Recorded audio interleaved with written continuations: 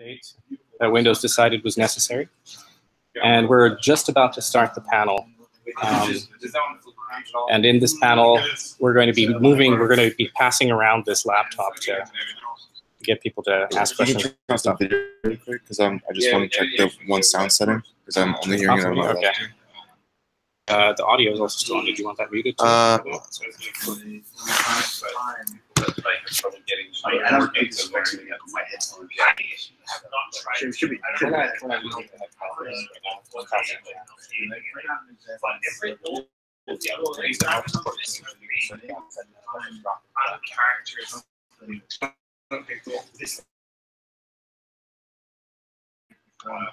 Okay, should be coming through.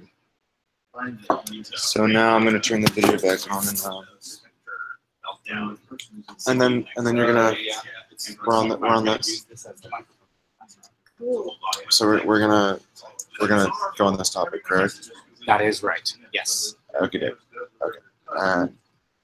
And you're going to start us now? Okay. So I think Fred might be interested in joining you. Yeah. Online.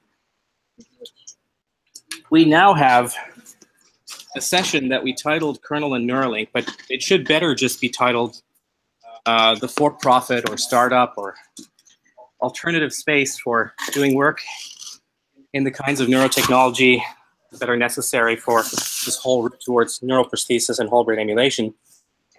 And we thought that the best way to do this right now is to just have a panel discussion.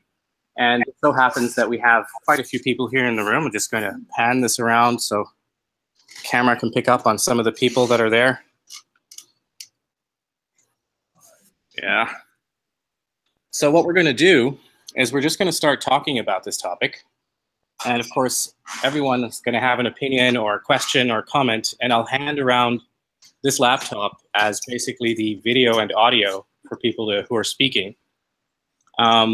And meanwhile, every once in a while, I'll take a look at the question and answer forum to see if there are questions coming in relevant to this conversation. So let's get started at this point, and I'll just begin with a little more introduction, not much though. Yeah, so while most of the work that we discussed this morning has of course been happening in academic labs and has been going on for decades in various labs and universities throughout the country and throughout the world, there has always been an attempt to also bring this into other areas of effort and of funding. And what we've seen, for example, is that sorry, Keith is saying I'm creating motion sickness, so I should stop moving around. I think it's better to be right here for the microphone. I'll just try not to move around as much. I was wiggling a lot. But yeah, so for instance, the place where we are right now, 3Scan, this company, this is a startup, and it started with a machine, the knife-edge scanning microscope, that was originally produced at Texas A&M University in its original form. And the idea there was to use it to slice brains and to image brains. So this place where we are right now is actually a perfect example of a startup that got involved in this problem of connectomics, brain emulation, neurotechnology. And since then, there have been a few more efforts. Of course, a lot of the efforts we see are sort of tangential. There are companies out there that are doing BCI of some kind where an EEG is involved and try to make consumer products out of that. There's nothing wrong with that, but it's, it doesn't get you whole brain emulation. And then, of course, about 2 years ago, this actually goes back a little further than 2 years. I've been working with the people involved in that for a while longer. There was a sudden emergence of interest from a few well-known or high-profile entrepreneurs who got involved in this question. The most well-known probably is Elon Musk, who thank you, who felt that he saw artificial intelligence coming up, and and that this would change society, would change how we interact with each other and with machines, and what this is all going to cause. And he felt that perhaps the way to go, the way to ensure a future for humanity that is as desirable as possible, that it would be important to be able to interact with, merge with, or in some way connect with what's going on there on that machine side of things. And this is what got his interest going into the neurotechnology of, say, neural interfaces, neural prosthesis. While Brian Johnson, the founder of Kernel, was also interested for some relatively similar reasons, although perhaps not with the same emphasis on what's going on in AI.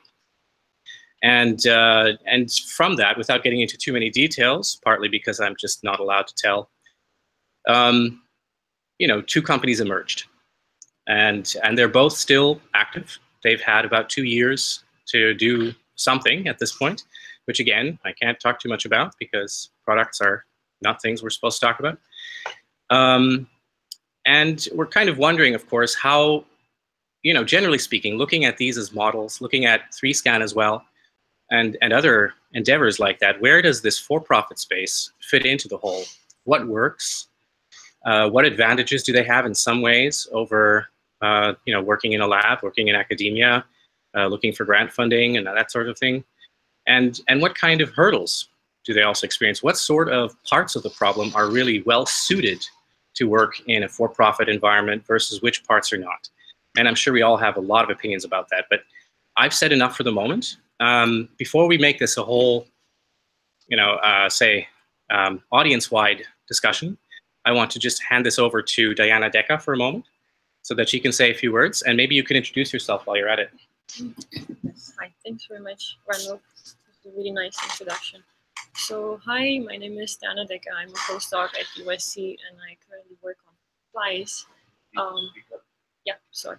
And I'm trying to find out how a neuron works. In my PhD and my previous postdoc, I've been patching a lot of neurons in the mouse brain and looking at spine and dendrite inputs just to see how all these thousands of inputs into one neuron gather into one output. So this is my focus. But at the same time, I've been very interested in neuroprosthetics in a more philosophical sense because I'm interested in the concept of whole brain emulation. My background is also in philosophy, and I wanted to know whether it's possible for us to one day make perfect copies of ourselves that don't just correspond behaviorally to what our biological selves do, but also are based on a causal understanding of the inner workings of our brains. And I think, you know, there was, until now we discussed all these startups that are getting into neuroscience, but I think one of the questions is,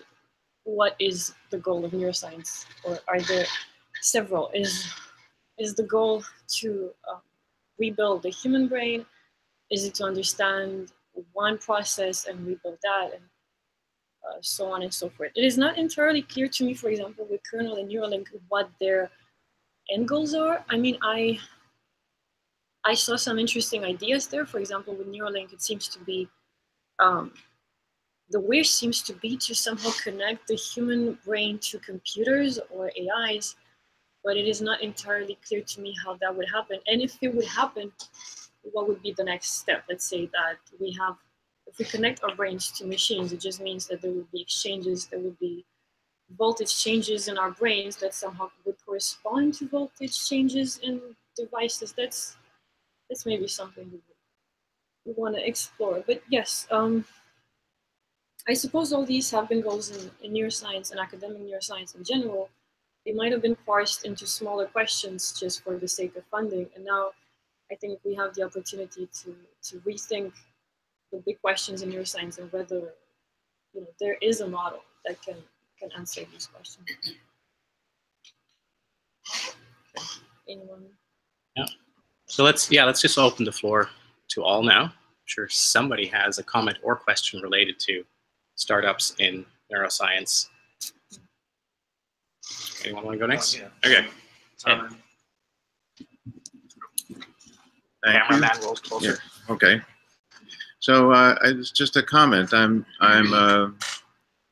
mean, it's not obvious to me what the goal of a startup would be in area like neuroscience or partial brain emulation. Certainly, I mean, the most obvious one is most obvious goal would be prosthesis, something that's a medical device. Doesn't have to be a prosthesis, but something that's a medical device that could be used by some part of the medical community for a particular patient population, and the endpoint to make money, to help the patients, of course, but to do that and make money. That's sort of an obvious goal, though it's not, you know, and there are some good examples of that already. But beyond that, it's not clear to me what the goal is, and I think I haven't seen it be defined well. In other words, I can imagine that someone has an idea that by studying the brain in a particular way and by developing brain-computer interfaces, that there can be an avenue, a path for understanding brain computation better. And we all at least have, many of us have the belief that brain computation is better than machine computation, and so that we would be able to improve machine computation beyond its current borders. Beyond that kind of a general statement, I'm not sure how we move from that general statement to exactly how to work that path. And I don't mean to be critical of the companies, of any companies that have gotten involved, because I don't have a good idea either. I think it's very, very difficult to see how studying even human brain computation could be used to improve machine computation. So, I mean, I would enjoy seeing a concept like that become well developed and a path from current status to future status become outlined. I think that would be, you know, even if it were just an example, not something that someone did, but just as an example, what would that look like, and how might we do it? And it'd be incredibly interesting just to see an example be explored. So,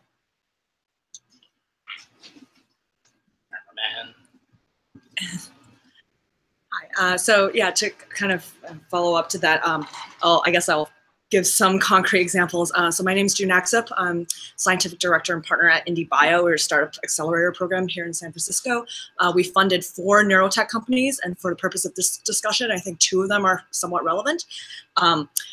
I think there is, obviously with the goal of uploading everything, it's a very lofty goal, and I like how the first speaker talked about it's going to be a 100-year thing, and in 30 years probably someone's going to die, and that knowledge doesn't get transferred. So I think a lot of the startups really need to hit some more near-term goals. So of course with 3Scan, ultimately their technology can be used for uploading purposes and really understanding the connectome and everything, but they are first looking at medical purposes, drug discovery, interfacing with your big pharmas of the world who just really want to look at the tissue, like cancer tissue microenvironments. So that's a great way to really start and get in the door and get some revenue going while going after more ambitious projects. The 2 companies that we have that are relatively relevant, one's called Neuro.ca, and it's a brain-computer interface. Basically, they have a headset that allows you to move a cursor on a screen. And they've had quite a bit of computation around calling out these signals and making it more efficient. And of course, for most of us, that kind of just sounds like, oh, it's a new entertainment platform or something. But for them, they're going to go after locked-in patients. So ICU patients, people who have had stroke and can't move, talk at all. So that's where it's a prosthetic, essentially, an extension to allow people to start communicating.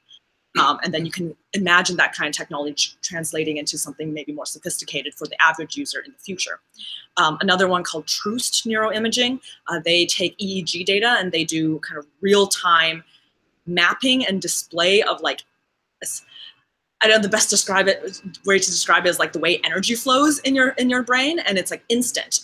So they they have like a video of someone seeing a picture, and they see just like whoosh, this whole like all these neurons firing in different places. And that particular technology, again, they were aiming for Alzheimer's researchers or people who are trying to do research and understand the connectome. But what they found is that there are actually other markets that this can be very useful for. For example, they ended up working with a company that works with flavors and fragrances, and they wanted a way to more quantifiably understand how these flavors were affecting people's sensory systems.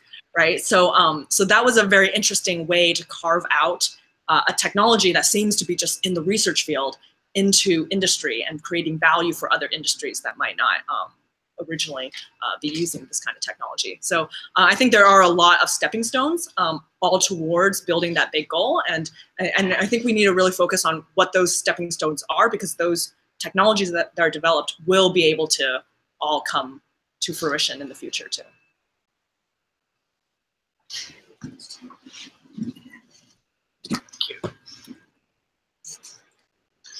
So my name is Brian. So expanding on that, in terms of some of the near-term goals, you mentioned the was it Troost? Is it like fMRI type? It's MRI. Oh, sorry, it's EG. Oh, EG signal. So there's I know there's open water. That's MRI. Yeah, that they're doing they're working on a wearable fMRI, so more diagnostic approach where it's not just for brain, but it could be for any kind of tissue, right? So more in terms of diagnostic and in the health space. So that's like a near-term solution. But ultimately, I think their aim is also not just for reading neural activity, but also being able to use light, I think, to be able to stimulate as well. So having both read and write. And then, so diagnostics, health is probably the obvious one, but then also communication, which you also hinted at in terms of people are not capable of being able to communicate with the outside world, but also maybe expand upon that as a more general communication device options. I think Facebook they were touted to be working on something like that. But I'm not sure where that is, or if anybody else is thinking along those lines. So, to think about it more generically, I guess there's the health diagnostic aspect, there's the communication aspect, and I don't know if anyone had any other ideas in terms of like what other categories of near-term goals that would be feasible for everyone.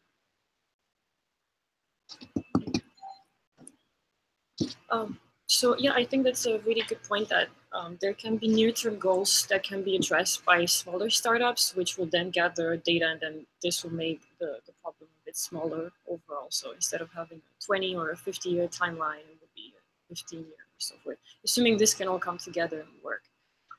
This also brings me to another issue that I would like to fit in this, which is how do we distinguish between techniques and experimental methods of data acquisition? What are the good ones and what are the bad ones? Because in academic neuroscience, this is very easy to discuss. I'm wondering how to do this in a startup setting. And I can give an example. Hawaii, I think, and other companies try to develop a VR that is more immersive. And one of the issues is that if I would now get up and start walking, I would have some sense of gravity and direction. And that's because of the vestibular system inside my inner ear is telling me I'm walking straight now, or I'm bending, or whatever. And there is a way to stimulate our vestibular system with small electrical shocks that would give us the impression that in a VR, we would, for example, move like this. However, the vestibular system is a bit complex, and stimulating certain parts can have a certain effect, and stimulating the whole thing at the same time can have an effect which is not fully understood. So what is the correct way? What are the right experiments to do if, say, we wanted to have more immersive VR? And at the same time, different companies went for, of course, the non-invasive version of it, which is easier. But then, as a neuroscientist, I have to ask the question: is this enough? Is this data conclusive? And is this helping in neuroscience as a whole? I do not know the answer. It might be yes, but I just wanted to add that as a thing. In the startup world, how can we distinguish between techniques and methods? And also, I don't want to make this too long, but I was thinking about the philosophical premises of emulation and neuroscience in general. What is it again that we're aiming at, and what Professor Berger mentioned? What is the plan, the philosophical plan here for what is to be achieved in 20 years by connecting the human brain with AI or computers? I was thinking one of them might be, it's just a guess of the background of the people involved in this, but it's the fact that technology appeared rather late in the process of human evolution. And I think, some people believe that the human brain has developed for a very long time to make us very good predators, which is shown in our behavior on this planet. So the issue is, I guess, there might be a need for the human brain to be connected somehow to the technology it creates, just to provide it a quick jump, a quick evolutionary leap, which some people believe in the long run might be necessary. But this is just one possibility. I don't know why the others are, and I would love to hear your opinions about why do you do this? I'm sure you all do very interesting projects. What motivated you to do what you do? Yeah. So I'm going to just jump in for a second. That's a great topic, and I'd love to have people answer that. I just want to take a quick peek at the forum here to see what's coming in out there. And I also had a very small comment to make myself. Let's see. I'm not used to this laptop, so I don't quite know how to make this scroll down properly. Okay. What do we have that is related to conversation right now? Oh, I hate that that scroll bar disappears when you're... I'm not a Mac user.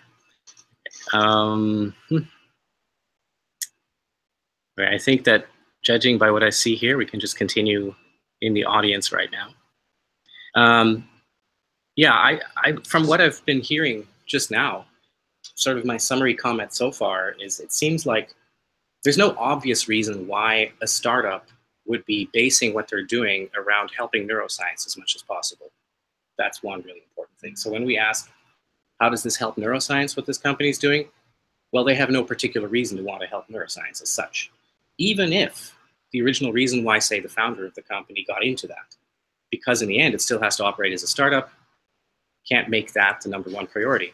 And that leaves then kind of the selection of what you're working on, because it seems to be the type of thing you're trying to build, the product you're making, whether that is a suitable sort of thing that intersects with neuroscience, but also is something you do in a startup. So, here, 3Scan works because it's building a technology that is a tool that you can apply to brains, but you can also apply to other things, so they were able to find themselves a market. Locked-in patients, you mentioned, as a target group for some kinds of technologies. That's an interesting one because, that comes up a lot. Locked-in patients are patients who love to work with researchers on potential ways to get them a little bit out of that box. But then, you run into problems like how many locked-in patients are there and how big is that market and how much money are you going to get from insurance companies for this sort of thing. So there's so many issues there. Anyhow, that was just my summary. Let's continue with whomever. Yeah. Hi, my name is Spencer, and I work not in bio, but in artificial intelligence, which is closely related.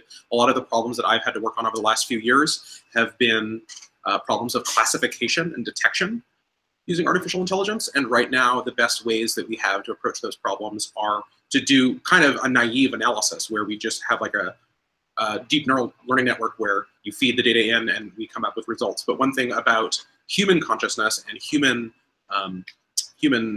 observation abilities is that we can detect anomalies and create classification schemes really quickly. and that those can learn and change and develop. And so one of the ways I think of it is kind of coming from the opposite direction of not how can we build the hardware that gets the mind, like the operating system of the mind, ready to be ingested, but rather how can we understand and anticipate the way that consciousness would plug into a machine by developing networks that make decisions and perform classifications closer to the way that humans perform it, rather than just crunching numbers. And I think that there are tremendous applications there in like computer vision and security, like anomaly detection, and that one really productive avenue is to improve artificial intelligence such that we can anticipate and prepare for the way that a consciousness would need to be linked into a network. And I think that that would provide a lot of fertile ground for plugging in.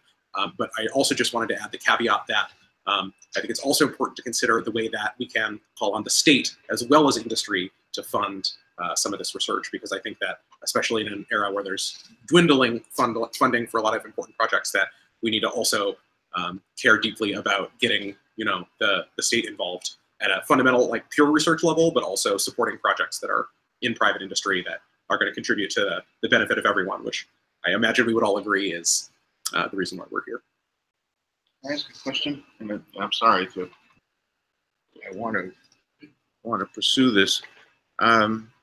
So I heard what you said. Can you elaborate a bit more on how what you're doing interacts with the neuroscience part?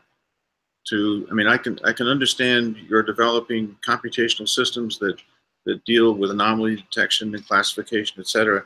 But how are those systems based on the brain, or how do you get your systems and neural systems to be closer together, or what? I'm not sure how that works. Yeah. If you can answer that. Sorry, that was unclear.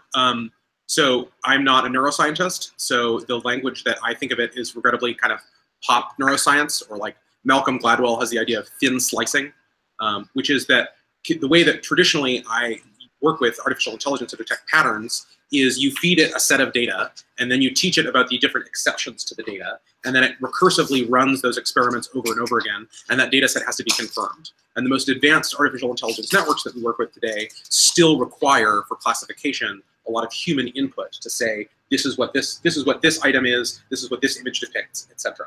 So but the beauty of the way that humans perceive the world and that human cognition operates is that from a very limited data set, you can get extremely accurate classification models that rely on not very much information. So there's a lot of inference that human consciousness is able to do because there's so much context, like external context available, that if we can determine the way that you can make smarter inferences from smaller data sets, then it provides a really good opportunity to start figuring out where the base level mechanics of consciousness operate, so you can plug back into them. Thank you very much. Yeah, thank you. I'm just going to dive into continuing the conversation. It's interesting, of course, with humans, we don't need very much labeled data, as machine learning people put it, to understand a new phenomenon that we observe in the world. But if you look at children and the way that they get parented, they do get read to from picture storybooks and continually asked to correctly identify all the objects on the page and in the story. And this goes on for years of childhood. Now, it's probably the case that the amount of labeled training data that a baby or a child gets is still way less than we currently need to train convolutional neural networks to do similar vision tasks. So as that field progresses, it's going to get better at learning from data more efficiently. But there's already an analogy there between what's happening in these deep neural networks and humans. So the thing, I don't work in this space directly, and so it's fun to hear people speculating about what commercial projects in neural interfaces might look like. And so just throwing ideas in from the outside, one thing that's really striking is that you need FDA approval. If you want to drop networks of electrodes into people's brains, you need FDA approval for that. And so insofar as companies are moving into this space, they're going to have to figure out a way to be allowed to do this with human brains, and therefore necessarily to do it with some medical application in mind at first.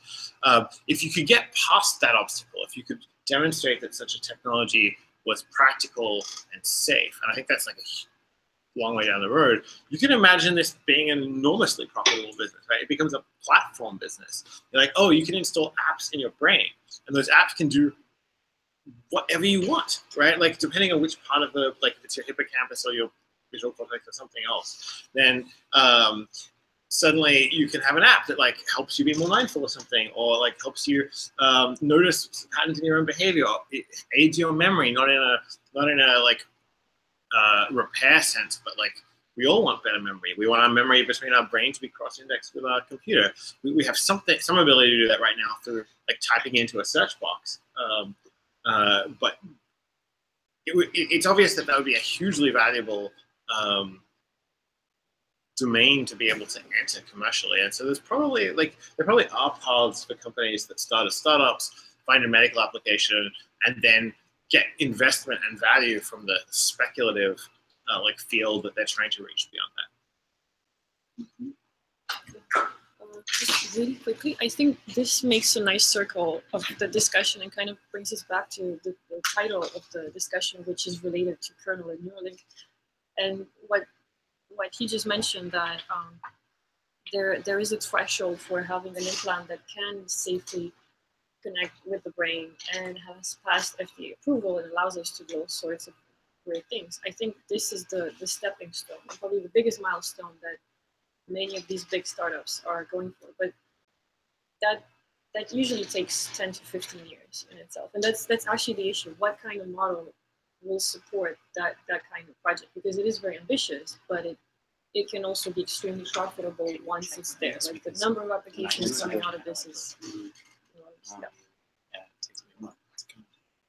You want to say? There's an interesting question on the live chat. Oh, there is? Oh. Yeah, I didn't know where it was. I think Javon just pointed it out as well. Yeah, sure, go ahead. Why don't you take this then and read it out? Okay, this is from PJ Manny, and the question is, how do the priorities of proprietary IP, ROI, and market share with startup companies contrast with university research, which is by nature collaborative? What is the likelihood as financing moves to VC and traditional investment, which are less likely to share? So yeah, in essence, the combat between academia and industry.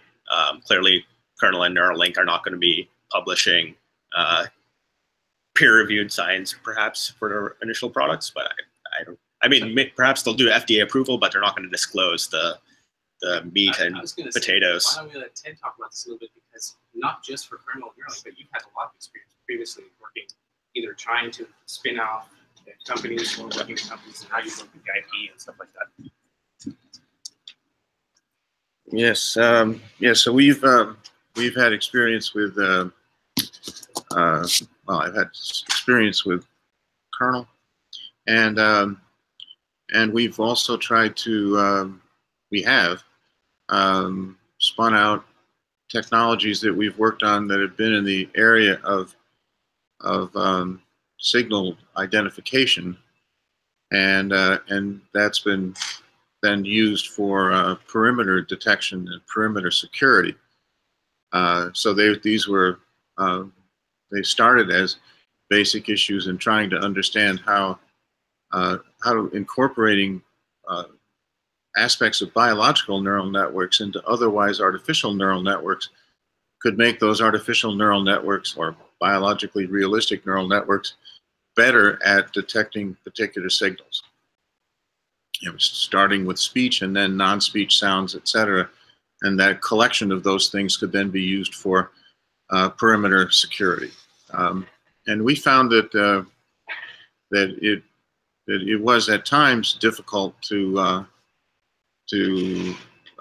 develop the right kind of relationship between the commercial entity and the university, and we definitely had to. I mean, this was work that was started at a university, and it was funded through grants and SBIRs, so to the company and to the university. So we had a lot of things we had to worry about in integrating the company efforts and the university efforts. But we found that as long as we we're careful about filing for patents and filing for patents at the appropriate time, and then coordinating the publication with the patent submissions. And as long as we kept up that relationship and the timing of those things, so that they were done in the best interests of the company and in the best interests of the lab, that we could make that work. It just required understanding of the relationship between about the demands of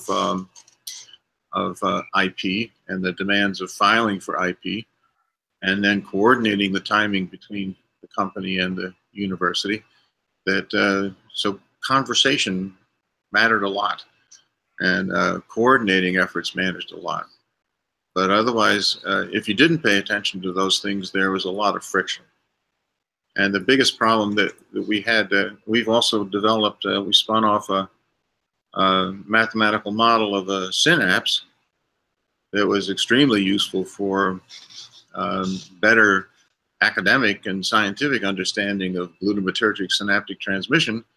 And that was then spun off to a set of investors who wanted to develop new drugs and use the model to develop new agents that could act at those receptors and channels, which was, as most people know, is very important, because if you try to do that experimentally, the costs are astronomical, and it takes a very, very long time. So if you can short circuit that by having a mathematical model of a synapse, at least get the first few steps done in terms of identifying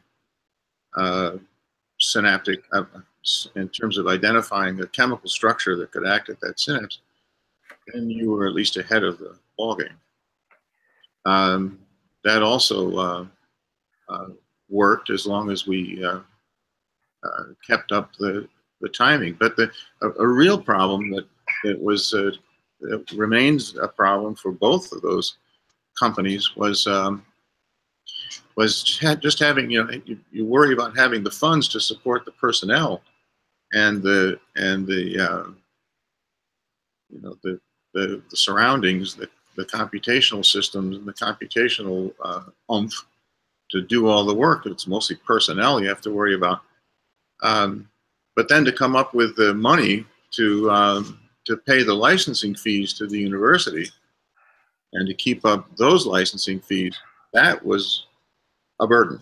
Without having something that would generate income, then the investors had to provide both the support for the personnel and had to provide the funding to keep the university happy about the relationship. And that was not easy. I mean, it's the same old question about generating money and managing funds, but that was a difficulty. The university wouldn't accept equity? In one of those two cases, they had equity in the company as well. So so it was I guess you could say it was a little too greedy on the part of the university to want both equity and payments on time. But that fell behind in both of those two issues. Anybody else?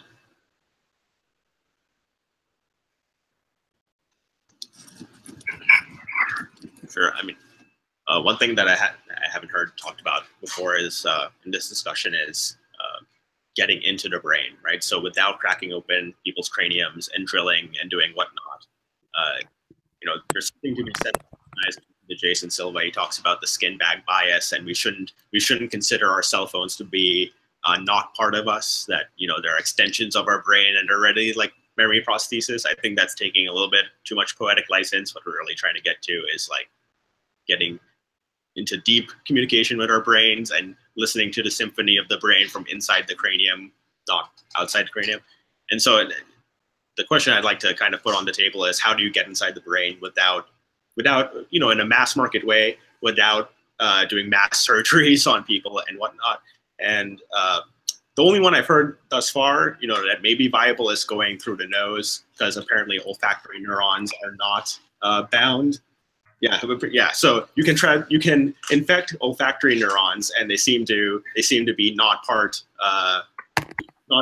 as protected by the blood-brain barrier. I don't know if this is true or not, but if you guys have any other ideas of, are we going to go through the nervous system? Are we going to do Ray Kurzweilian, nanobots and whatnot?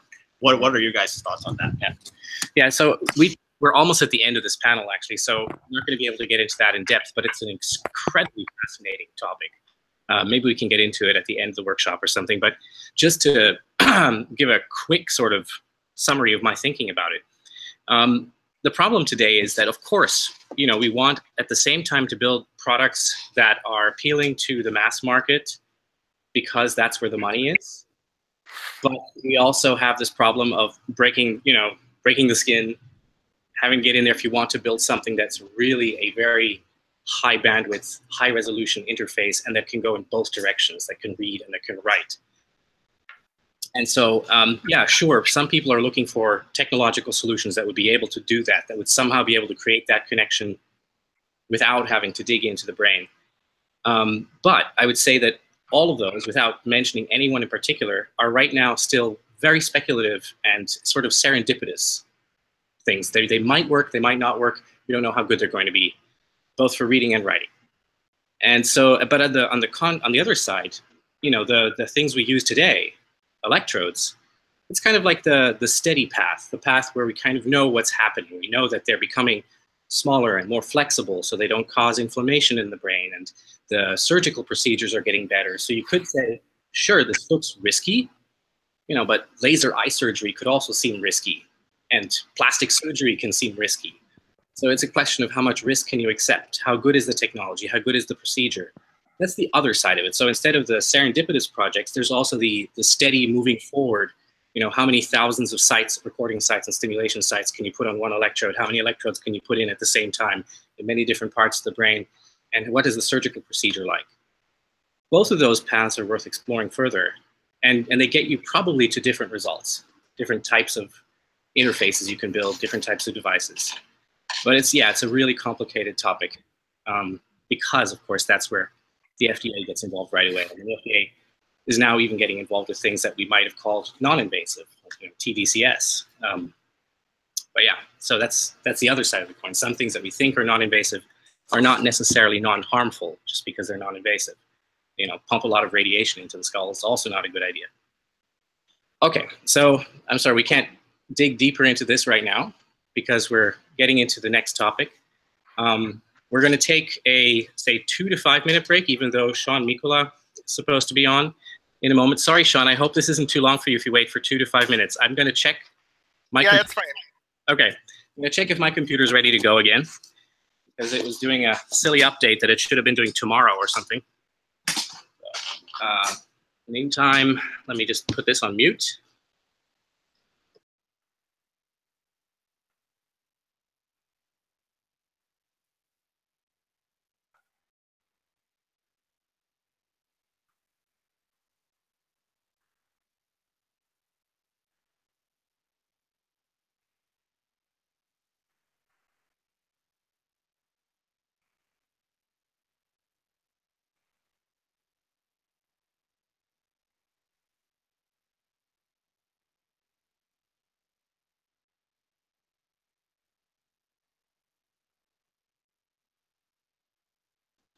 Hi, Sean.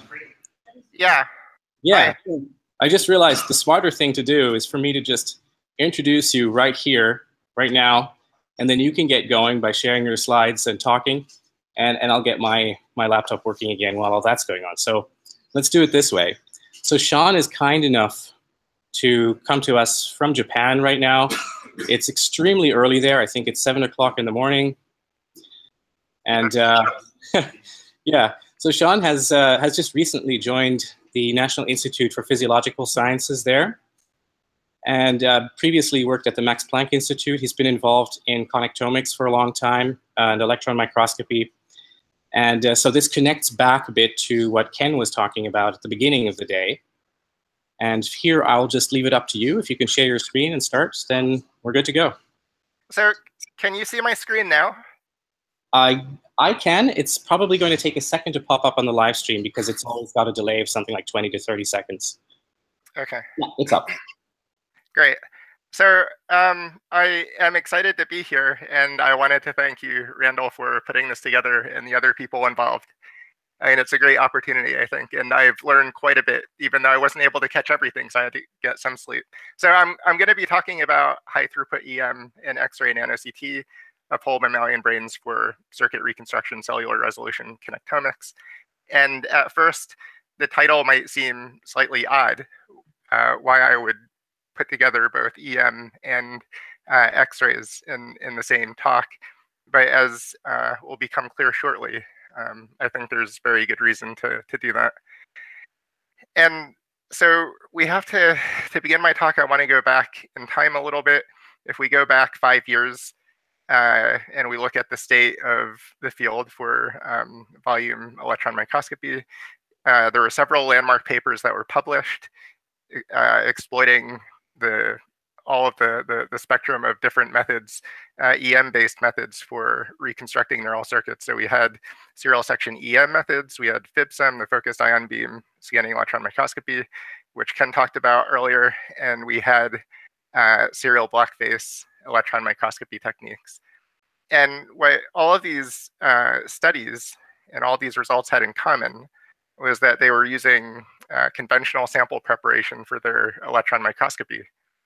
And in this type of sample preparation, it always uses this reduced osmium type of stain, which is shown here. So the idea is that you have a mouse brain, you extract a small area of the brain, and you put it into reduced osmium solution.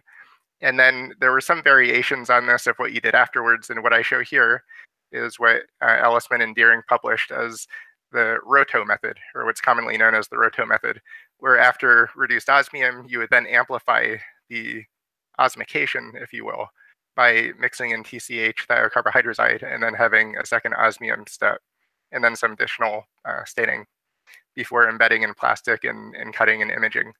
Now, why use reduced osmium? And there is good reason for this. I mean, it's because it gives you very strong membrane contrast, which is essential for if your interest is in reconstructing circuits, which is what these studies were interested in. Now, the problem was when I tried to apply this method to something bigger, like a whole mouse brain, it quickly became evident that it would not work, that the reduced osmium had penetration problems, that it would only penetrate a few hundred microns into a sample. And so you could not use it practically for anything a millimeter in size or bigger. And so this presented a dilemma to me because, of course, I was interested at the time in applying volume EM techniques to mammalian brains, specifically the mouse brain. And so I had to spend a couple of years figuring out how to modify the existing protocol to get it working in larger samples. And I'll sort of just present the result here. This is called BROPA, or this brain-wide reduced osmium staining with pyrogluol enhanced amplification. And the basic idea was to just first examine the reduced osmium step and just explore what I would call an augmented or expanded parameter space. And this parameter space included different things that you would add to the solution in order to expect enhanced penetration. So this would include detergents, solvents, various different ions. Different things were looked at in buffers. And after this screen, I found out that formamide was the missing ingredient. And what's interesting is, so formamide is a very small molecule. And if you look at variations on the formamide molecule, like acetamide, which has the addition of just a single carbon, it does not enhance penetration at all. And so there's something very peculiar about formamide. It seems like it solubilizes things that would otherwise precipitate in solution and build up to form this diffusion barrier to further diffusion of the stain.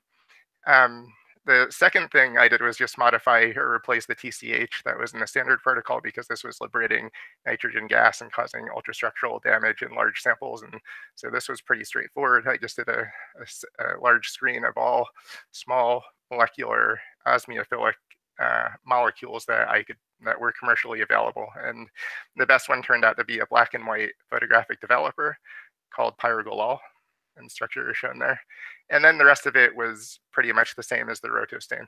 And so what was interesting about BROPA is that not only did it work in the mouse brain, but it worked in a variety of small mammalian brains that I looked at. So it worked in the pygmy shrew and also up to the rat. And I didn't explore much beyond the rat. So I can't say how well it scales at this time to larger brains. And on the right-hand side, I'm just showing corresponding EM with a high membrane contrast that is typical of reduced osmium staining. And so, but let's focus a little bit more on the mouse brain and just see whether BROPA is in fact suitable for something like a brain-wide circuit reconstruction. So if we look at the SEM through a full coronal slice through the mouse brain, we would see something like in part A. And we can zoom in on each of the regions, starting from the peripheral, the periphery part of the brain, and just work our way inwards from B to E. And so we see different structures, the cerebral cortex, white matter, the external capsule, striatum, and also some additional areas that aren't shown in part A, such as the cerebellum and reticular formation. And all of these showed high membrane contrast and appeared suitable for reconstructing circuits. So this is just showing a fly through, which I'm sure, based on what I've seen earlier today, will appear choppy to the viewers, but that's okay.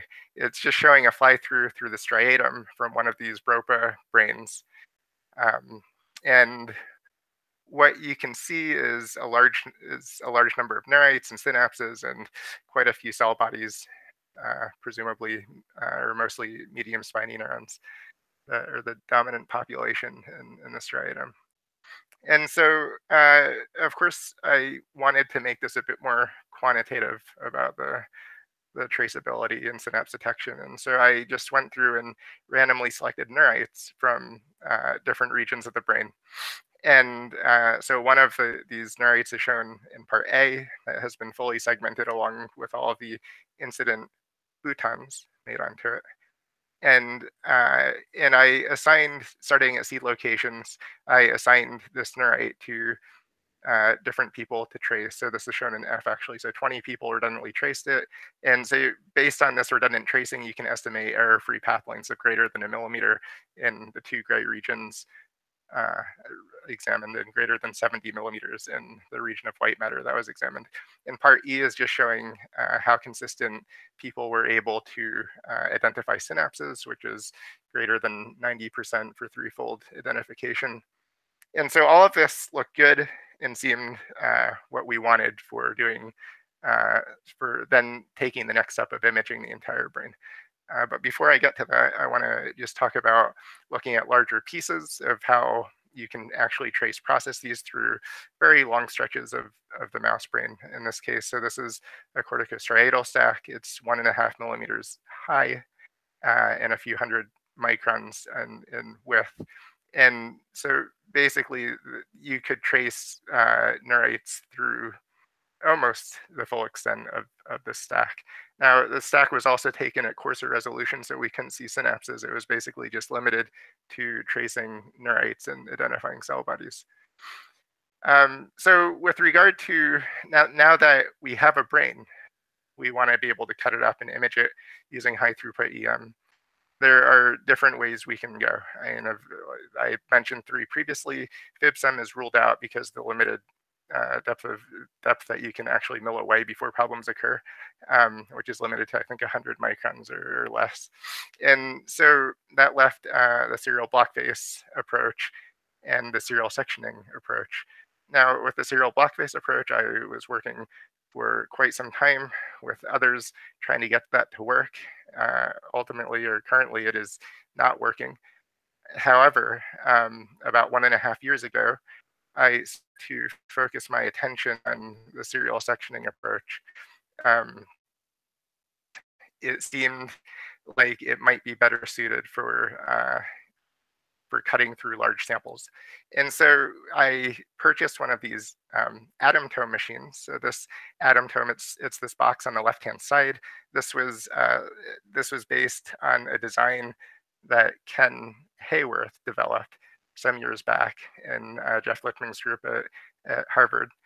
And they've been developing this technique extensively. And what it is basically a conveyor belt for picking up sections that are produced automatically from commercial ultramicrotome, which is shown on the right-hand side. Now, when I first attempted this, I explained to the people selling me these machines and other ultramicrotomists that what I was intending to do, what I was intending to use their machines for. And the old school ultramicrotomists were just giving me warnings that something terrible would happen if I tried to actually cut through a centimeter size sample with these ultramicrotomes.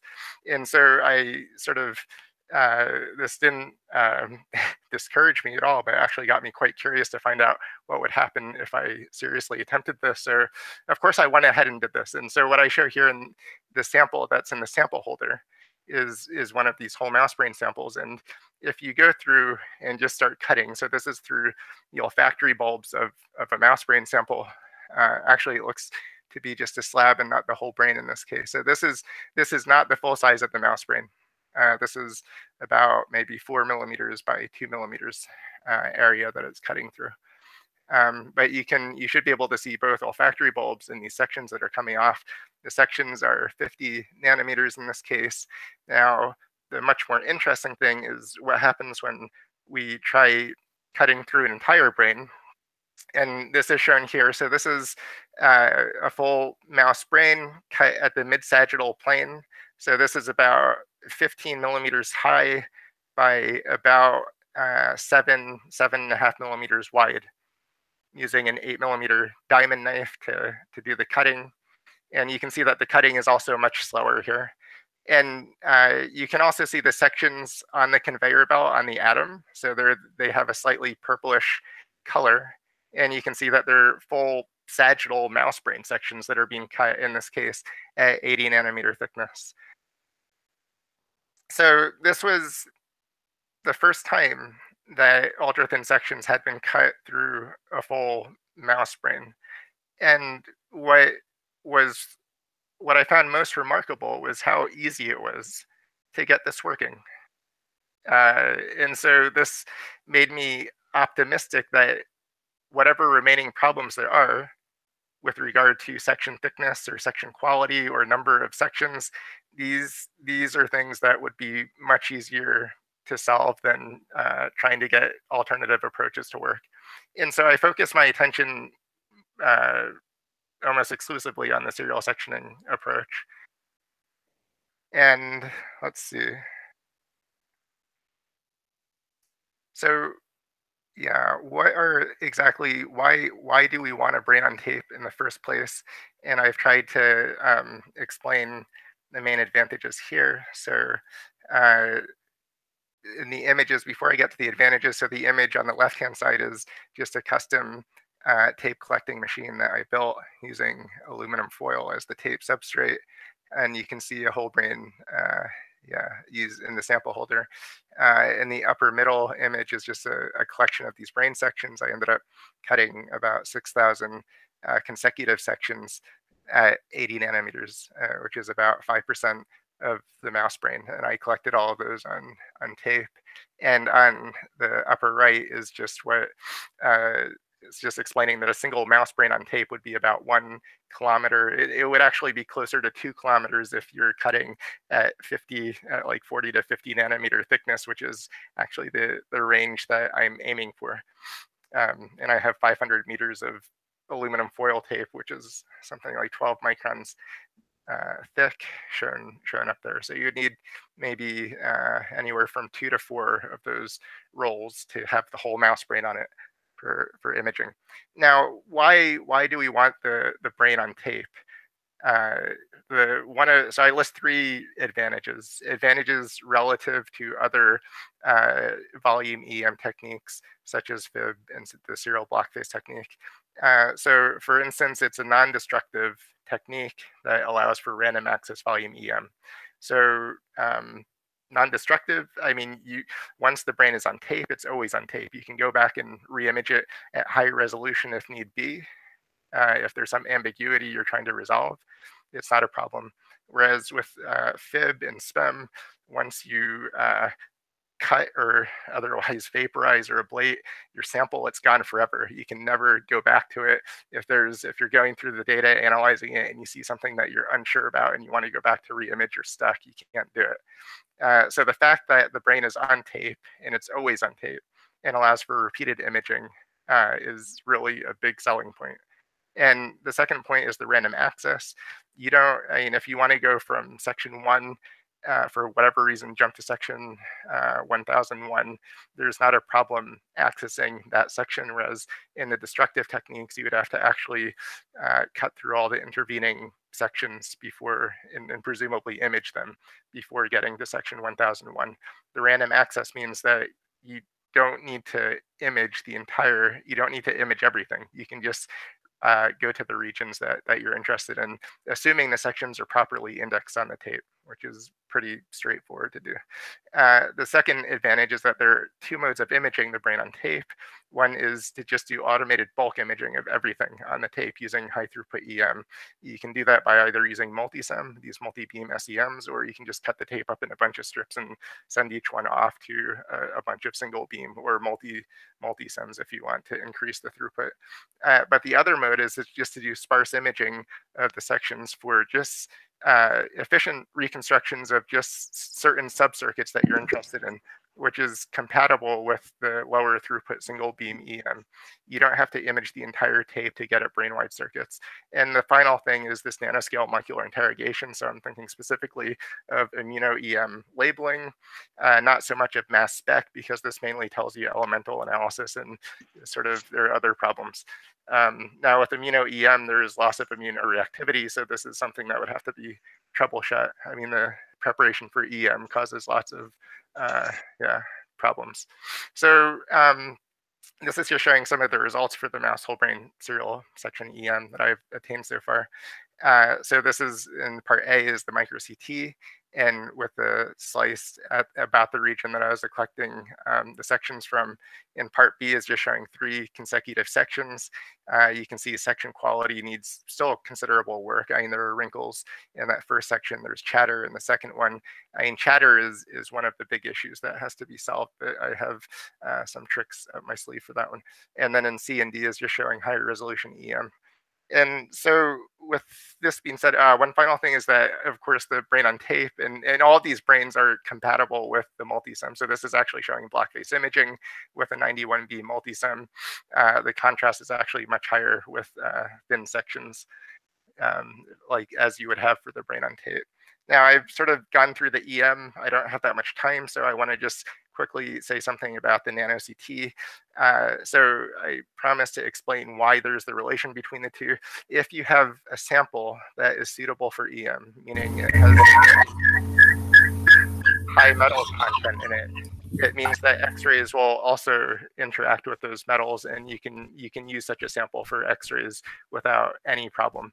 And in fact, EM samples are very good samples for X-ray nano CT. So I'm going to show you some results from my collaboration with Bobby Kastleri, Raphael Vescovi, and others at the Advanced Photon Source at Argonne National Labs. And this is showing pygmy shrew, just a single slice about midway through the brain. I'm not sure what resolution you guys can see on your end, but what I see is a bunch of little dots, which are cell bodies. Now, if you zoom in on that yellow box, you would see, and just do a fly through of about 1,000 sections, you would see this. So the resolution here is submicron. It really is nanoscale. It's closer to half a micron. And so this is showing cortex in the upper part, and then at the very bottom right, you see the external capsule, the white matter coming into view. Now, that's fine, but what's interesting is, so this is showing if you use a lookup table and just color code pixels and do a projection type image. So this is just identifying the cell bodies in blue. and the vasculature in red. And again, this is not using any sort of machine learning or there's nothing here except using a lookup table to color code things according to the grayscale intensity level. And so this is promising. This is interesting, but the most interesting part of it is shown here. The fact that if you look carefully at this data in the white matter, if you rotate that stack a little bit and look at it so the external capsule is at you, is facing you, and you adjust your lookup table correctly, you see something like this. And now you see the telltale morphology of blood vessels in the upper part. But if you look at the lower part, you can see bundles of tube-like structures, which I think can only be one thing. And those are large caliber axons, the vast majority of which would be myelinated axons. And so this is what's currently being investigated now. The resolution is certainly there to permit identification of large axons. And if you can see and trace large axons throughout these entire brains, then while you might not have the complete synaptic level circuit map, what you would have are complete projectomes for various mammalian brains. And this is, I think, very exciting. So I would like to conclude by saying that there are two methods that I presented that appear suitable for reconstructing brain-wide circuits: serial section EM and X-ray nano-CT.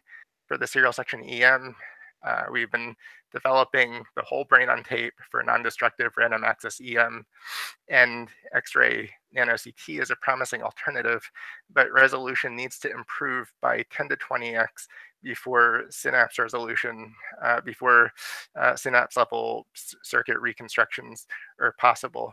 Nonetheless, the X-ray nano-CT has the possibility, if you can get the 10x improvement in resolution, of really, I think, revolutionizing the whole cellular connectomics or cellular resolution connectomics, because it is a very fast method.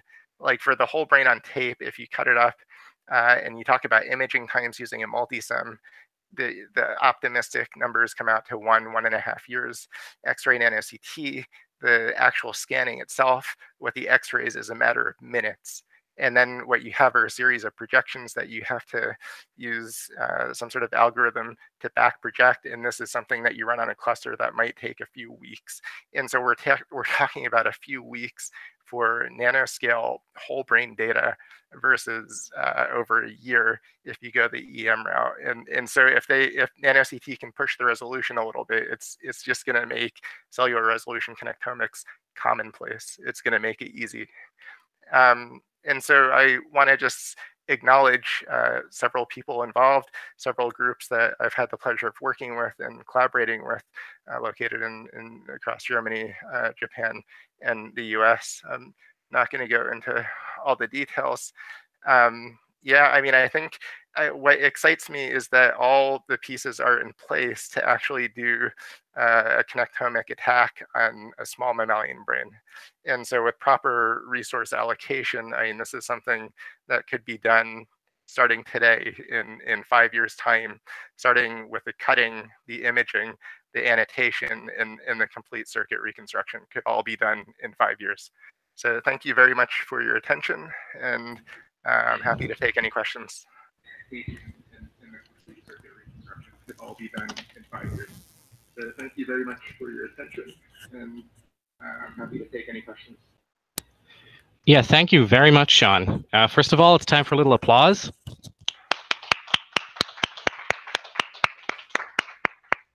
Yeah, thanks. This was great. We're going to have time for maybe 2 or 3 questions because we have a rather full schedule coming right up. Sean, you might want to stop sharing your screen because it looks like you went on infinite there. Infinite depth. Okay. Yeah, let me just go to the audience here first, and then I already see something that popped up on the question and answer forum. So audience here, questions? I know this is stuff we've already talked about this morning, so maybe, yeah, Peter? I have a dumb question. Why is when you're doing whole mouse brains, why is that knife so much slower? And if it is so much slower, why not just take slabs of the brain and do it slab by slab? Okay, so Peter is asking, when you're doing whole mouse brains, why is the knife so much slower? And if it is so much slower, why not just take whole brain slabs, or what was the, or multiple brain slabs?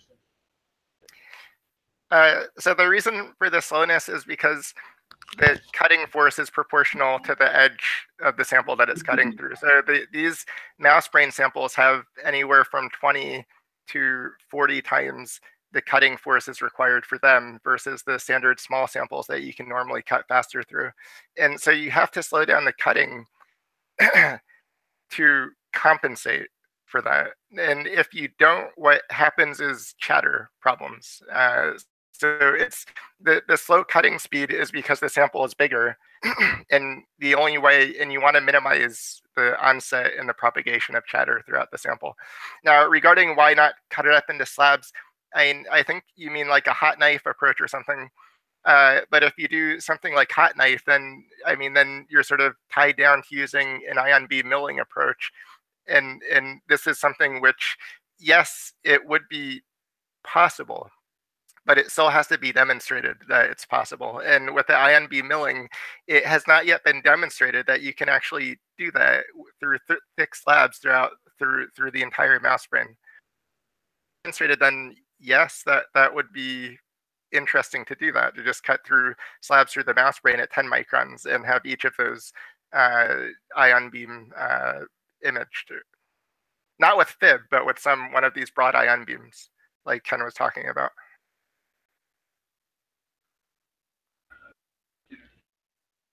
Not with FIB, but with one of these broad ion beams, like Ken was talking about. Thank you. Are there additional questions from the audience here? Question is, how do you adhere to sections to the tape? Do they naturally adhere, or? Okay. Yeah, Daniel is asking, how do you adhere the sections to the tape? Or do they just naturally adhere, or is there some kind of glue? They naturally adhere. So, there is some relation. There seems to be a preference for hydrophilic substrates for the adherence. So if you have a hydrophilic substrate, it tends to be more wrinkle-free. So with the pure hydrophobic substrates, I don't think I have tested those, but with every tape substrate I've tested, the sections stick without a problem. And these include metal foils, various PET and Kapton, and ones with and without different types of coatings on them. The adherence has never been a problem.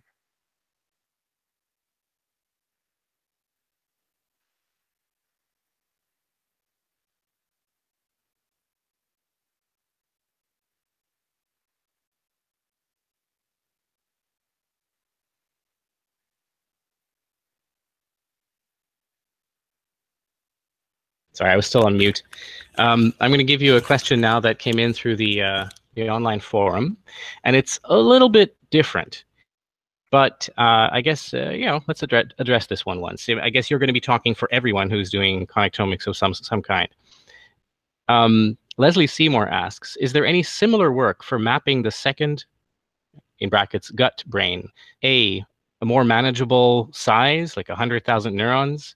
B, a huge impact on the affective self. C, 90% of DNA in the body is microbiome.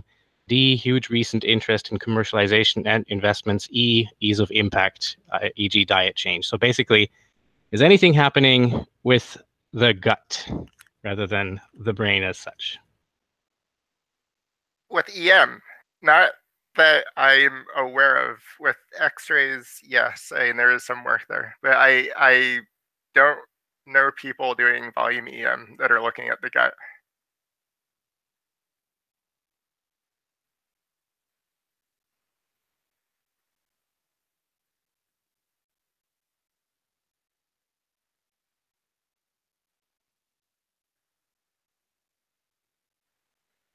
All right.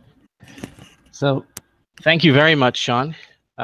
You've already stopped sharing your screen, so that's great. We're going to have to move on to the next section now. And in this session, that's topic C, the tech review, I'm actually handing off the moderator responsibility to our research director, Alicia Smallwood. And I think she'll be taking over from here.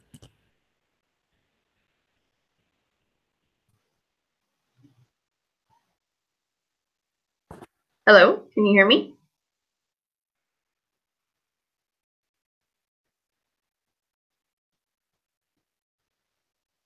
Great. So, like Randall said, my name is Alicia Smallwood, and I'm the research director at Carboncopies. I'm excited to moderate our next session, Meet the Carboncopies Technology Review, where my team and I will share with you our plans for writing the technical review and get your input. So I just wanted to start with a brief introduction before we move to Abul Fazl's talk about what the technical review is and why we are writing it. When we first took on the endeavor to update the 2008 roadmap, one of the first things we did was review criticism of that roadmap, and we tried to address it so we could try to address it in our publication. One of these major criticisms was that it was more of a technical review rather than a roadmap. So we decided as a first step to updating the roadmap, we should do a technical review. So this technical review will cover topics like neurotechnology, artificial intelligence, brain mapping, artificial substrates, computational brain models, and brain theories. We actually could use someone to help us write the artificial intelligence section, so let me know if you're interested. But our goal with this technical review is to present an unbiased overview of these topics and the relationship with whole brain emulation. And this will be distinct from what we intend to do with the roadmap, where we'll want to detail short and long-term goals, key problems and uncertainties, and that would require a bit more opinion. So with these presentations, each of our writers will be presenting an overview of what they will cover in their respective sections. These presentations will be relatively short to allow for plenty of Q&A time. We're hoping to get a lot of your input on what we should be writing about. So without further ado, I'd like to introduce our first speaker, Abul Fazl Al-Abor, who will be leading our effort on the artificial brain section.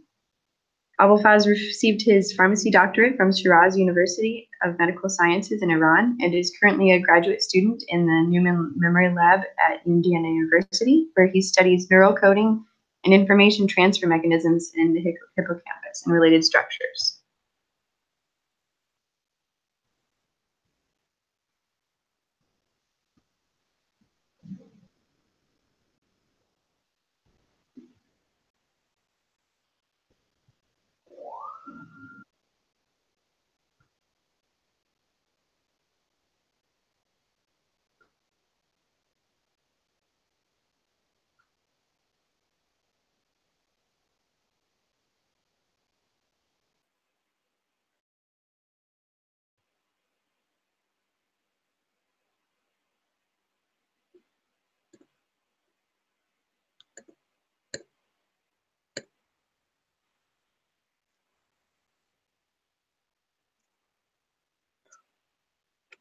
Okay, do you guys have my voice right now?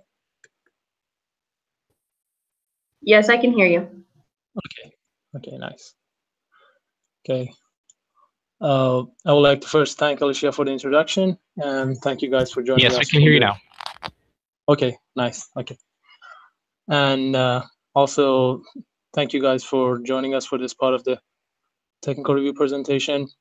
And in this part, I'm going to talk about hardware implementations for brain emulation, and we'll shortly discuss the theoretical considerations for such purpose, and then we'll review some current status of the this technology, and then in a few minutes we talk about the future directions. So let's first start with the question: what is brain emulation, and what's the difference between brain emulation and a brain simulation? So let's imagine that we have a system called System A, and we give the system an input, and we give a system an input, and system processes that input and gives us an output as a result. And then we want to simulate the system. We give the system the simulation the same input, and we expect the simulation to generate a fairly similar output for us with a little bit of tolerance for error. And but in an emulation, we would like the system to process the same input and give us the same output, and map the same input-output relationship, and also considers the internal dynamics of a system. But there's a question in here, and the question is that how much of detail and how much resolution do we need in that internal dynamics? Do we need to recreate the system down to the level of atoms and molecules in that system? Or in case of the brain, do we need to replicate all the neurons and all the dendrites and dendritic spines, or we need to use the circle level analysis, or maybe a systems level replication of the internal dynamics? This is a question that we need to take into account and consider when we want to address this issue. And a second theoretical consideration that I would like to first talk about in here is the enormous computational demands of a whole brain emulation. Let's imagine that we want to emulate the cerebral cortex and not the entire brain, just the cerebral cortex, 17 billion neurons at the neuronal level. As most of you know, if we increase the biological realism of a model, the model becomes computationally expensive. And if we decrease the cost, excuse me, if we decrease the computational cost, we'll have a model that is not biologically realistic. But there's been a solution to this called the simple model proposed by Ishkevich at 2003, excuse me, and in which you can see that equation down. There's a simple equation. There's two dynamical equations coupled together, and it can show a rich repertoire of different dynamics in neurons. And this is the most probably one of the most probable models that we have about neurons. So let's imagine that we want to use this neuron and this model, and this model needs 13,000 operations per second to simulate the neuron at the real time. Let's imagine that we're using this model and we have just 17 billion neurons, which equals almost to the number of neurons that we have in cerebral cortex. And we want to run a simulation. If we want to do so, we need, and if we consider that each neuron has 10,000 synaptic connections, at the end of the day, we will need something like 2.2 exaflops for just simulating the cerebral cortex. And if we consider the neurons that we have in the cerebellum with the same number of connections, we will need 11 exaflops, which means we will need 11 multiplied by 10 to the 18 operations per second. So look at this graph for a better understanding and graphical representation of what we're dealing with right now. So here's the brain. We have something on the order of 11 exaflops and the power consumption of 20 watts. And here's the best supercomputer as of November 2017. So this supercomputer located in China uses 15 megawatts, but it has a computational power of 93 petaflops, which is 3 orders of magnitude smaller than the computational power that we need to simulate the brain. And in terms of power, we'll see there's a significant difference between these two systems. Well, I'm talking about this topic, having this point in mind that it's still debated whether brains are computers or not. So two main points that I wanted to talk about in the theoretical section was that excuse me, first, there's a difference between emulation and simulation, and depending on how much, depending on our level of abstraction, we would want to design different hardwares. And we need highly power efficient and highly powerful systems to perform the whole brain emulation. These are the two main theoretical considerations that we have to take into account for the whole brain emulation. And let's talk about some partial emulation of neural systems.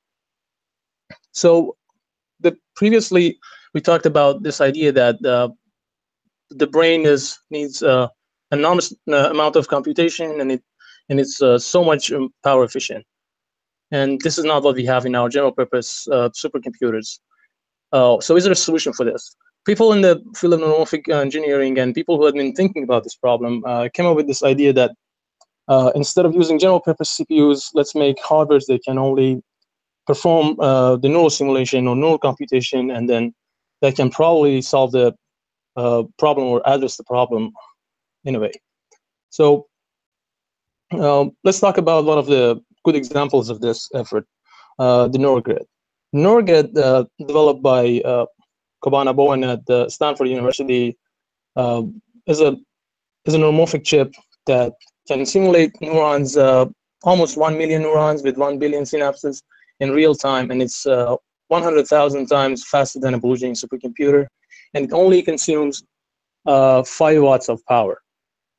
As you can see in the picture, there are 16 neural cores that each of them have 65,000 neurons. And this model had been applied to modeling retina. And another point that is worth considering about this model is that there's a trade-off between the neuronal detail and the number of neurons that we have. For example, for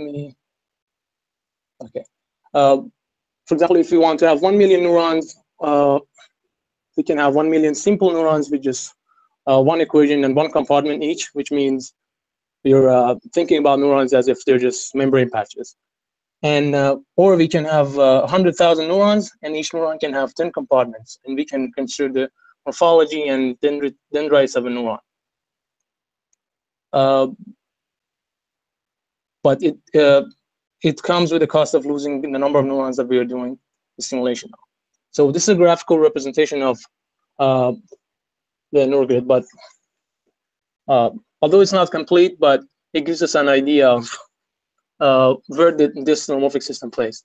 So upon our previous discussion about the power consumption, so if we have this supercomputer in here and also the brain in here, NeuralGrid lands somewhere around here.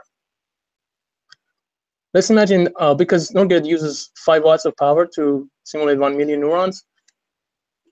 So if we want to simulate 1 billion neurons or 86 billion neurons, it's probably need an order of tens of kilowatts of power to run the entire simulation. While we have seen that we need to use 15 megawatts of power for the simulation on a general purpose CPU and supercomputer. On the other hand, if we compare the number of neurons and number of synapses that we have, so in the brain we have 86 billion neurons, 150 trillion synapses, and in the NeuralGrid, what we have achieved is something around 1 million neurons and 1 billion synapses. But note that the axes are not a scale. It's just a conceptual comparison between two systems. So let's go to the Europe, where people are developing neuromorphic hardware by support of the Human Brain Project. So this project called Brain Skills are mostly people from Heidelberg, Germany are participating in that project, but it's supported by the Human Brain Project. And in 2012, there's been development of a wafer, final steps, and it was ready. And in that wafer that contains 196,000 neurons with 15 million synapses in total had been implemented on that wafer. And the thing that that is true about, and it's good about this wafer, is that it's programmable, and the programmer can change the neural detail as just like the NeuralGrid neuromorphic hardware. And it's also compatible with Pine, which is a simulator-independent language that, regardless of the environment that the programmer wants, it can use it for program different systems. We talk about the Pine more in the upcoming slides. And this system has been mostly used for neural simulations. Here is the Brain Skills machine, which contains 20 wafers, and that's 4 million neurons and 1 billion synapses in this single machine. So for comparison, you can look at the graph at the right side. Again, a comparison between the brain and this system, number of neurons, and also the number of synapses on the vertical axis. It's pretty. It can be considered a smaller system compared to the other neuromorphic systems, such as the Spinnaker. So the Sprinker system, developed by Steve Ferber, the person who had been heavily involved in development of ARM processors, and you can see a prototype of the chips, the boards that are being used in the system up here. It contains, it's a 48-node system in this picture that it has 868 cores and 1,000 neurons in each core. And upon building of the final Spinnaker machine, which is a collection of these boards, we'll have 1 billion neurons and 1 trillion synapses, which is a major step towards better emulation machines. And this machine had been. I just want to interrupt you for a second. Yeah. You have 2 to 5 more minutes, and we'll move to the Q&A. Okay. All right. So this machine had been used for building line follower robots and information representation. And this is a machine with 500,000 cores. And this is visual comparison. And this is another project called True North chips under the Synapse project. Each of the yellow chips that you're seeing here is a True North chip, and this board that had been shown in here contains 60 million neurons and 4 billion synapses. But the limitation on this chip is that the programmer can only use integrated on 5 neurons. And as while you could in Spinnaker system, you could use you could program your neuron or use each of your neurons or integrate and 5 neurons. More than any other neuromorphic system that we talked about, this system had been designed for applications, and it had shown good results in power-efficient real-time object recognition. So I'll skip talking about the Human Brain Project and also the SPAN. But it's worth talking about the SPAN model, because it gets back to the neuromorphic design systems. The SPAN model is the largest behaving model of the human brain, and it contains around 2 million neurons with 800 million synapses, and it can perform 8 different vision motor tasks. So in the future directions, NeuroGrid and also the Spinnaker project, they are developing and implementing the SPAN project on the neuromorphic chips. And but something that we couldn't possibly cover in this topic in this short time was the commercial projects and also implementation of neural networks on FPGAs. For example, there's been development in FPGA implementation of neural circuits and neural networks FPGAs using the same program that I've talked about, Pine. And so reaching to the summary and conclusion, we talked about theoretical considerations, the enormous computational demands of whole brain emulation, and also the difference between emulation and simulation. We also talked about the current status. We reviewed different neuromorphic hardware project, and also we talked about the SPAN and a little bit about the future directions and the references. And thanks for listening to this talk, and I'm ready for hearing your questions.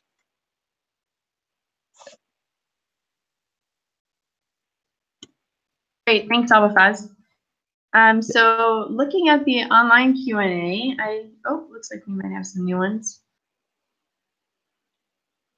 Do we have anyone in the live audience that has any questions while I flip through this?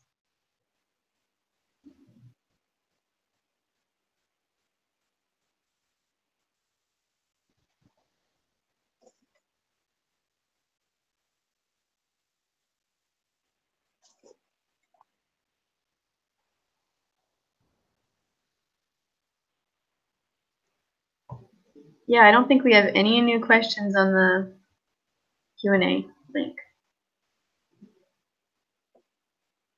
But Keith is asking if you could comment or speculate on how to reach human brain efficiency. Well, to reach human brain efficiency, that's a real good question, but the most important step that people have taken so far is to try to build these application-specific hardwares and also type of designs that the circuit usually comes online and works when it's needed, not all the time. The same thing that happens in the brain. So neurons start firing when we need them to fire, not all the time just firing and, you know, being in a standby mode, but firing at the same time. They're just silent, and when they're needed, they become active. And this is something that have been used in some neuromorphic designs too. Yeah. But I think Randal might have some input on this. I don't know. Yeah. But I think Randal might have some. Yeah. Yes, there are, I think, some questions here in the house. I certainly have questions myself as well. So let me go and ask that question, and then I'll repeat it to you, and you can answer it. Okay. So obviously, some of the motivation behind developing these neuromorphic chips is just like long-term brain emulation and study neuroscience. But I'm curious what maybe some of the nearer-term goals are that these companies have in mind. Okay. So the question from Brian is, obviously, some of the reasons for creating these neuromorphic chips and these companies is to you know, eventually use them for something like brain emulation and for studying in neuroscience, etc. But what are some of the near-term goals? Why these neuromorphic chips are being created? Could you say something to that? Well, yeah, that's another good question. So back to the slides. So I wanted to talk a little bit about the commercial neuromorphic chips. And for example, in the short term, we would see some of these chips, and actually they're being used in cell phones for object recognition, fast and efficient and low power object recognition. And I think it might be a driving force for the development of neuromorphic chips in the near future. So Intel had acquired a startup company, and also in UAV industry, they're using neuromorphic chips for different purposes. But what I can say is that efficient and low power object recognition is something that neuromorphic chips are doing really good at, and I think it might be a driving force for the for more development of these type of chips.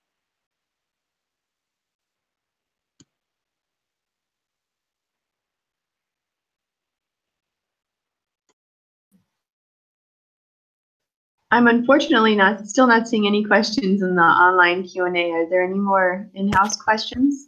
Yeah, we still have some in-house questions. And sorry, Alicia and Abul Fazl, that whenever, say, it seems like there is just dead silence and no one is responding to the fact that you stopped talking, it's just because the live stream is between 20 and 30 seconds late, and we're waiting for the live stream to end, and then I get back to you. So, you know, it doesn't mean that everything's over and nobody's talking. Okay, so I'm not sure exactly what Keith Wiley's trying to do there, and maybe that's going to be useful right away. But first, let me ask a question that I had, and then we'll see also if there are some more questions here in-house. Maybe I missed something that you presented, because I was spending a little bit of time talking to Ted Berger in the kitchen area here. But maybe not. When I first saw the beginning part of your presentation, I noted that you were giving some examples of models of neurons and you know, how they work and their implementation and how they could be used to replicate, say, spiking in an emulated brain. I'm just wondering if you could talk to the difference between, say, trying to use a model for a neuron, say a spiking neuron, that you have a model that you could put into a neuromorphic chip, and trying to match that to, say, the structure or circuit structure of a piece of brain tissue, and then trying to make sure that this is producing the same kind of output, versus take, for example, what Ted was presenting earlier, the situation where you are building up functions that are based on what you've observed in terms of spiking, and you're trying to model the probability distribution of spikes in a certain area, and then that you'd use those mathematical functions as the kind of thing that you'd want to implement. So there's this difference between directly implementing what you've been modeling based on how you observe the responses of the system versus taking an abstract type of neural activity and trying to match that to what you found in a piece of brain tissue. And again, I might have missed a piece there, so I'm sorry if I'm making you repeat something. No, I didn't talk about this topic much, but I touched upon the topic of level of abstraction, and on what level should we stop? Should we go down to the level of atoms and molecules that constitute the brain, or can we come a little bit higher and work on the neuronal level, or we should go to the circle level, as you said, or we should even go higher and go to system level? And I think that's an open question. We don't know. So it seems that the consensus in neuroscience is that the neurons are the building blocks, and we should build it on at the neuronal level. But I myself, I don't know.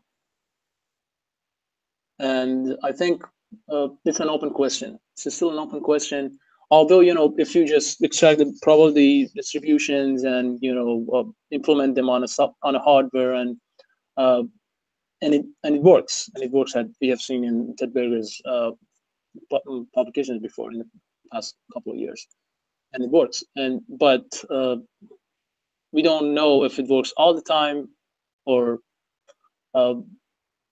I think there is still so much room for research to find out the exact level of abstraction. I think there is so much room for research to find out the exact level of abstraction. Yeah, so quick follow-up there. So in terms of structuring your tech review with these uncertainties in mind, how do you go about constraining, or conversely, leaving open enough the range of different implementation possibilities that you would look into if you're going to say, okay, we're talking about how do you best implement a brain emulation? Like, where do you, how broad do you make it? How narrow do you make it? I think one reasonable opening would be start from the neuronal level, or at least at the synaptic level, and the neuronal morphology, and then in between we have the neuronal level description, and then we have the circuits. But I don't think that we should go beyond circuits into systems. So we shouldn't try to make abstraction, put the level of abstraction at the level of the systems.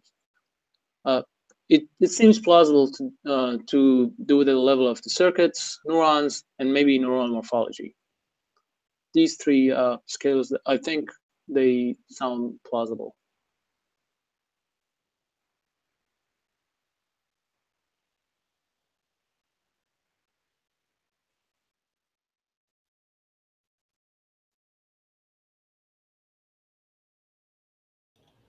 Thank you.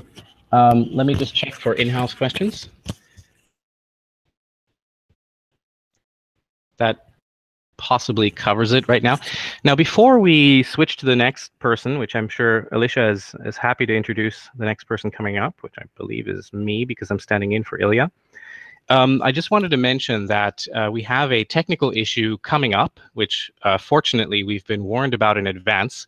It's that in the using this Hangout approach with the live stream, there is apparently an 8-hour cutoff, which we're approaching. So at that point, we need to start again with a new session. That means that the link is probably going to change. And of course, we'll make that link available on the website, and we'll push it through everywhere we can just to make sure everyone knows about it. But I just wanted to let you all know in advance. Once the time is due to make that switch, our admin here, Javon Feinblatt, is going to let me know, and then I'll remind everyone again. But this is just an advance warning. Okay, back to you, Alicia.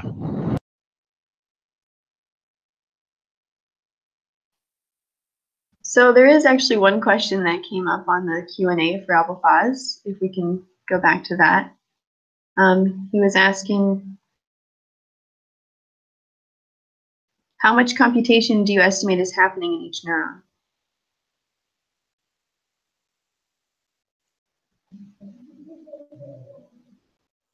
Well, it's hard to estimate to how much computation is happening in each neuron. So, and there's another question saying, there's this idea saying neurons do not compute, and the brains are not computers. So, but if we want, let's put this question in this way. If we want to simulate a single neuron, how much computation do we need to perform? That might be a better question to try to address. So let's, as we discussed before, let's go back to this slide. And let's assume that we're using the Ishkevich neuron, and this Ishkevich neuron needs 13,000 operations per second. And then let's imagine that this neuron, the same neuron that we're going to simulate, receives and sends 10,000 synapses. So it's simplified, it's stupidly simplified, but let's just make the simplification. And let's imagine that each synapses per each millisecond needs just one operation. So if we do a simple math, it will be 13 million computations per second. This is an approximate number that we can think of right now. But still, I don't know if Randal have any opinion on this, or you want to add something, comments on this answer, or this question, actually.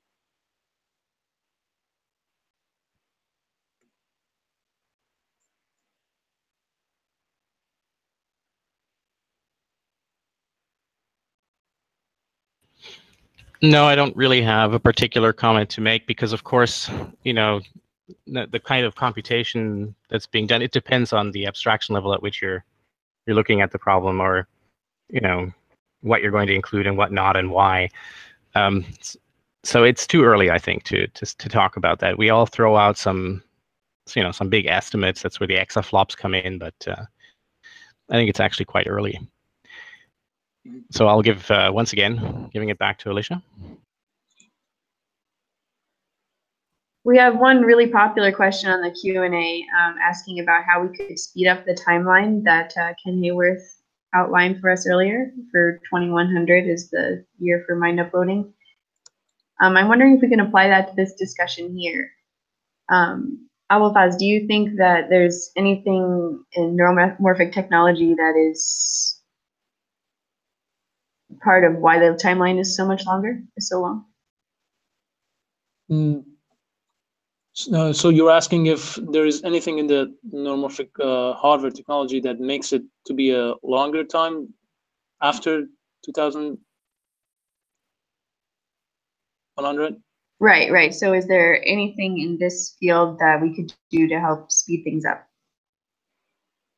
Well, yes, we have already seen this in projects like Synapse Project, that they have achieved marvelous numbers in terms of the neurons that they have simulated, or the skill that they're performing their simulations. One thing is that if the commercial companies and also the scientific community become more and more involved in this process, I think it might be it will definitely help so that we can have a possible emulation platform sooner than that time. But any forecast and anything, I don't think that it's, as Randal said, it's probably really soon to talk about this. But I think any process, any advancement in the neuromorphic technology will definitely affect that. And but on the other hand, I don't think that the neuromorphic technology would be the bottleneck for this, for the mind uploading process. And so what seems to me is the bottleneck is the way that people want to transfer the information into the emulation software and destination platform. So, but this destination platform is probably not the bottleneck process, the slowest process. That's my standing on this point. The bottleneck process is slowest. Yeah, I actually have a comment on that. It's really interesting to see how these projections for what year is it going to be that you get a whole brain emulation, how they come about. And also, I found it interesting that Ken said at some point that his projection looked a lot longer than mine. Meanwhile, he had put somewhere in the middle of the 21st century, he had put the first upload, the first emulation of a human brain, which was kind of the same that I put on my slide. But you know, I think there's this effect, and it's kind of related to the Dunning-Kruger sort of thing, where, you know, the less you know about something, the more likely it is you can be very optimistic, and as you know more, you become more pessimistic because you know the real problems that are there. So, for example, that's why we'll say things like, okay, it looks right now like the big problem is data acquisition. Once we have data acquisition, the next step's going to be really fast, and you know, emulation hardware is no big deal at all. That's something we'll just, you know, be able to do in a year or two, because why would that be a problem?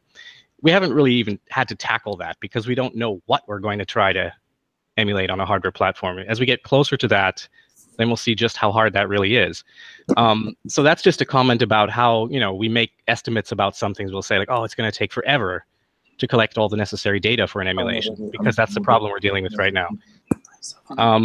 Right, okay, so having said that, because throwing out these estimates without taking that into account, and without taking into account that it's not just what can you do and how fast could it be done, but also, is there going to be a project to do that, and is the money going to be available? Is there the will? Those sorts of things are not even scientific or technical. They're just economics and politics and whatever else. I tend to just give other types of answers. Like I'll say something like, I'd be super surprised if this got done in 20 years or less. But then I'll say something like, I'd also be super surprised, or I'd be sad for what must have happened to the Earth in the meantime if we didn't get this done in 100 years. Sort of saying, you know, it looks like the sort of problem that should be doable by this civilization in some time span like that. But then within that, where you peg it, it's going to depend on so many precise factors that it's just not even worth speculating. That's my comment on that anyway. I don't know if there are any more, if anyone wants to say something about that before we move on. Nope. Okay. Back to you, Alicia. All right, so we're ready for our next presentation. Ilya is in charge of the neurotechnology section, but unfortunately he's very ill and is unable to join us today. So our very own Randal Koene is going to be presenting this section for us.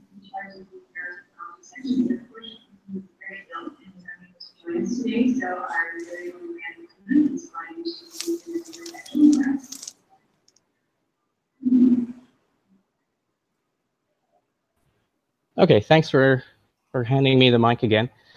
So as you already mentioned, I'm doing this in Ilya's stead at the moment. And at one point, Ilya thought that he was going to prepare a recorded presentation for us, and that was what we were going to play. So I don't even have that. So instead, I'm just going to take his topic area with the small outline that was there and to try to formulate what it is that he might want to try to capture in doing a tech review of his area, which is basically neurotechnology relevant to brain emulation. So neural prosthesis, neural interfaces, brain-computer interfaces, that area. And I guess, you know, if I were Ilya, one of the first things I'd try to do is I would try to define those terms. So if we're going to be building a neural prosthesis, what is, for example, a satisfactory neural prosthesis? For what kind of goal? We're going all the way up to brain emulation, but there are, of course, a lot of steps below that. Say a patient with a dysfunction is going to be satisfied with something a lot simpler than somebody who is a healthy person and who is thinking, well, should I get my, you know, my hippocampus replaced, or my visual cortex, or my motor cortex, or something like that? And depending on those criteria, you might have to look for very different technology. Also, if I were Ilya, I would try to make very clear the distinction between creating neural interfaces with the brain, so a way to talk to neurons in the brain, a way to just get at data to be able to observe, access, monitor, and even write back, versus the process of creating a replacement. So neural prosthetics, neural prosthesis, the building of devices that can take over the function of an area of the brain as something rather different than a simple neural interface. And when I say simple, I don't mean it's easy, just rather different. So I would definitely focus on that. And then, yeah, then there's the question of what sort of data is most important for both for the access. So what is it you want to see? Do you want to see spikes? Do you want to see membrane potentials? Do you want to be able to probe the neurochemicals that are diffusing through some part of the brain at that point? Do you need to be able to register the level of LTP or LTD that's present somewhere? Does that matter at all? So there are questions about what type of data you're trying to get at with this neurotechnology, what you're trying to see with a neural interface or brain-computer interface, and also what you're trying to reconstruct. What are you trying to build? And then there's this issue of combining different types of data. So the one that we talk about a lot is the problem of combining functional data, so the responses, the activity you see in the brain, with structure, trying to use both of them as sources of information that will allow you to more feasibly create either a good interface or a prosthesis. And by that I mean, you know, either way, whether you're trying to build a prosthesis based on functional recording, or if you're trying to build it based on structural recordings, like connectomics, you're faced with some serious challenges. If you're trying to do this using structural data, you're starting with something that is basically a three-dimensional image or a network of nodes with connections between them. But to get from that to something that's functional, how do you do that? How do you infer function from structure?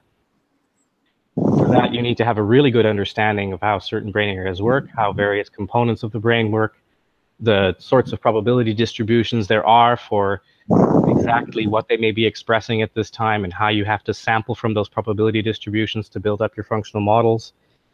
And all of that is information that you can gain by doing functional recording and by looking at what's going on in the system as it's operating. So the structural approach, which is the one that, for example, the 2008 Oxford workshop talked about most when we produced that roadmap back then, that one is totally undoable at the moment unless you bring in all this extra that wasn't talked about at the time. Conversely, if you're trying to build a neural prosthesis based entirely on functional data, then you have the problem that, of course, first of all, you're usually only looking at a subset of the cells that are really involved. How many do you have to look at? Do you need to see 20%? Do you need to see 80%? Do you need to, is it enough to get by with 1%? To really capture what the function is of that system, of this little piece, this little black box that you're investigating. That's one question, but there's also the question, how long do you have to observe that black box to capture what's going on? Because, you know, naively suspect that the only things you can know about the system are what you've observed.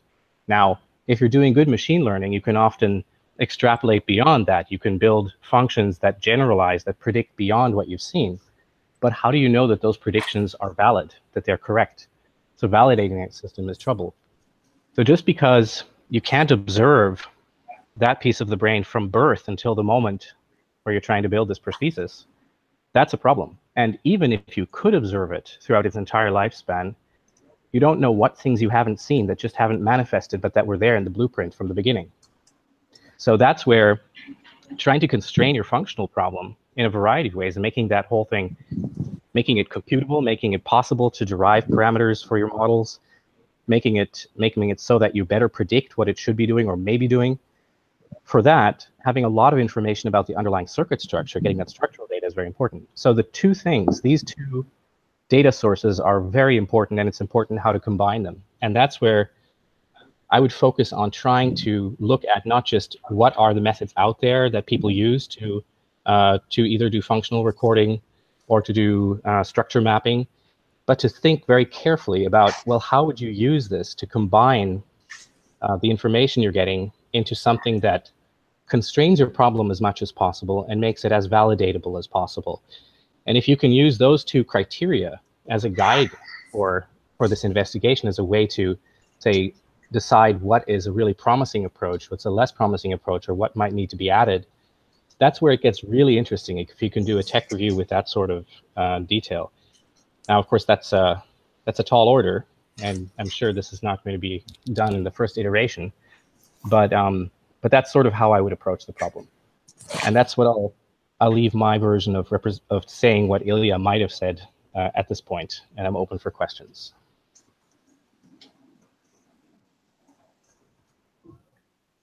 So unfortunately, it's very quiet still on the online Q&A. Do we have any live questions? Yeah, we've got a question here in the house. I'll repeat it as soon as I hear it.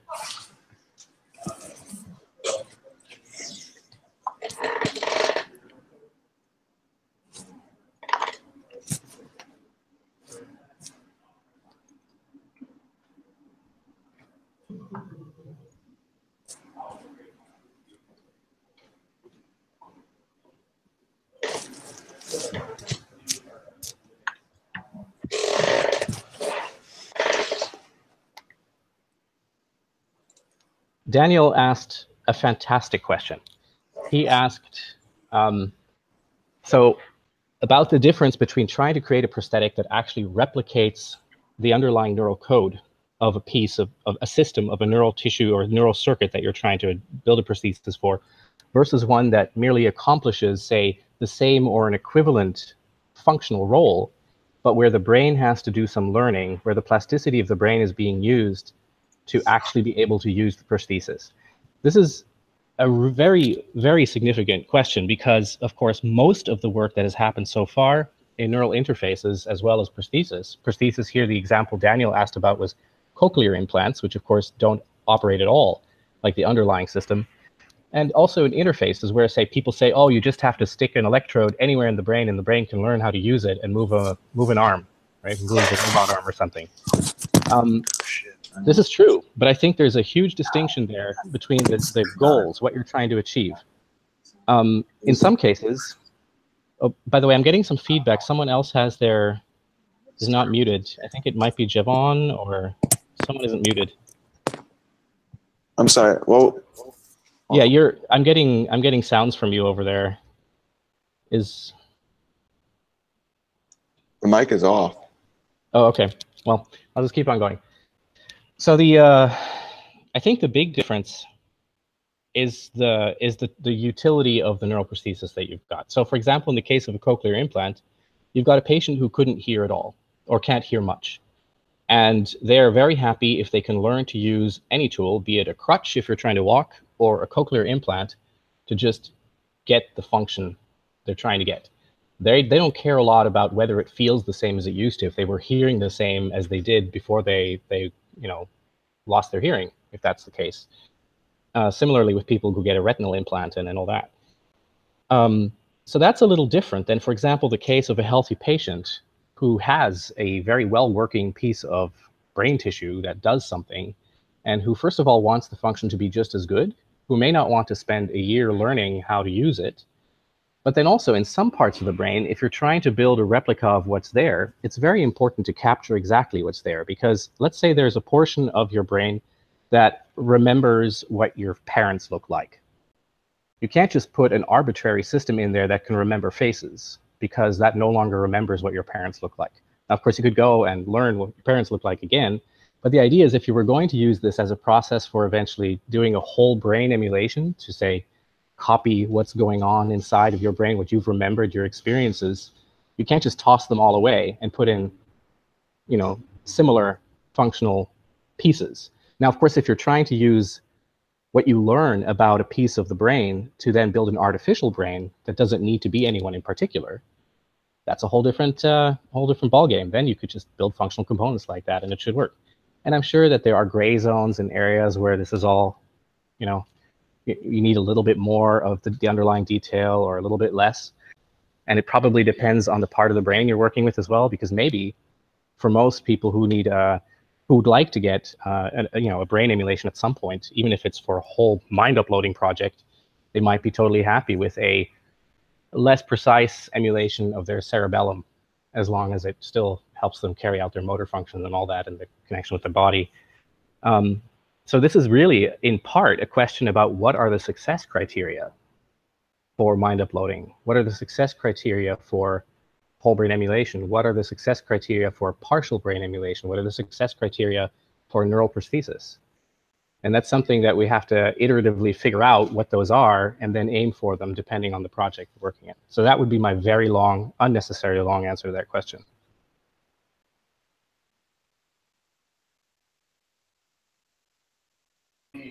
There, we often think about developing emulations of parts of the brain or neuroplasticity in the context of creating the function of that system. If we're thinking in terms ultimately of using that model in the context of prosthesis, we're thinking about putting that model of that system into another system that's malfunctioning. Mm-hmm. There's a difference between part of the brain being missing and a part of the brain being present but generating the wrong signal.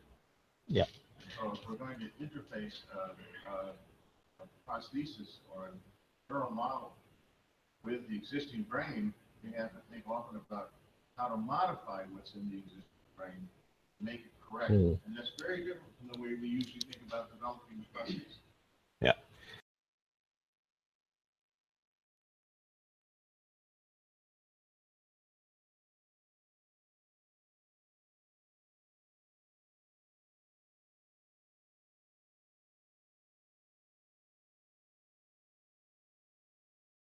Nothing. Sorry. Apparently I was on mute trying to say something that you couldn't hear before either. You couldn't hear what Ted Berger was saying, which was a very good comment on why you have to care about capturing some of the underlying coding even when you're building a neural prosthesis for a functional goal like helping someone who has a dysfunction. Because in many cases, like for example in the case of the hippocampal prosthesis, you have to put this device, this prosthetic device, back into a malfunctioning or partially functioning piece of the brain. It's not that that piece is necessarily entirely missing.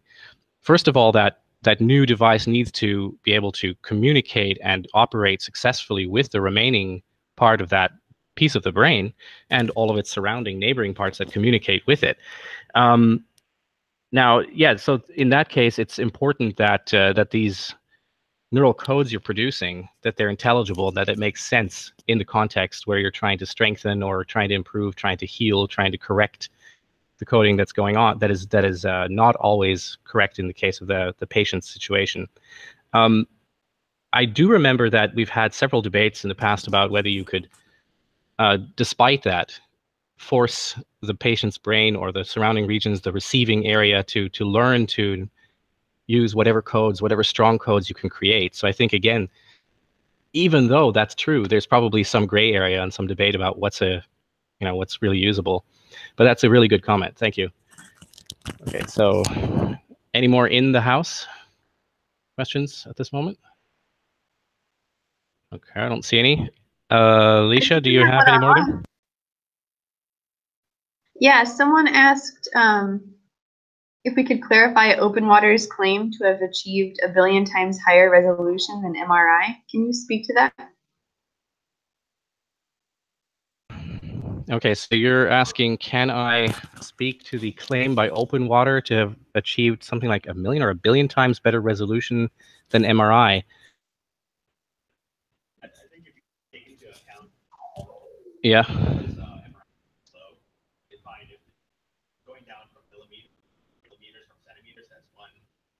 Mm-hmm. Oh, okay. So I think if you, because MRI is like 1 second IR spectroscopy, which is.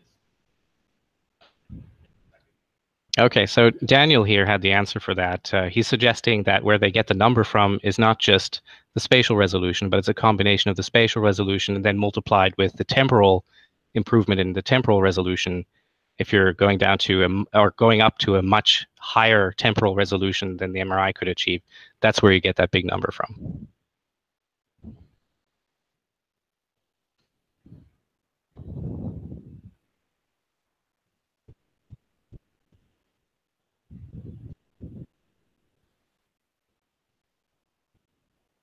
Now I know how weird it is to wait for that live stream to catch up.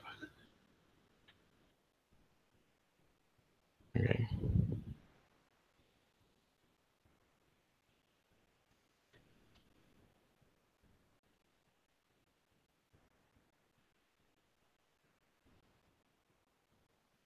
Okay, I am not hearing anything from Alicia, so I'm assuming that there are no further questions from the crap, board. I was muted.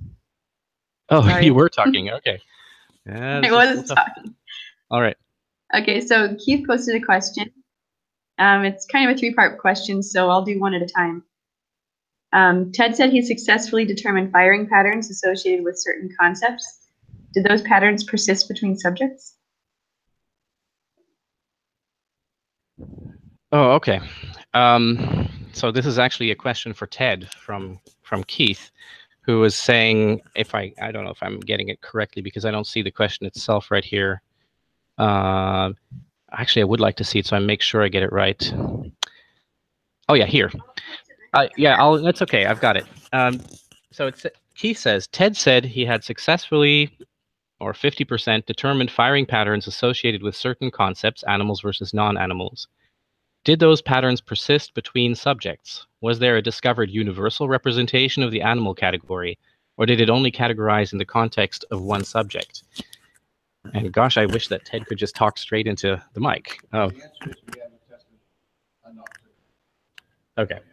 We don't have enough subjects. All right, so Ted is saying the answer is we don't know yet because there haven't been enough subjects to figure that out. Another month. One more month, he says.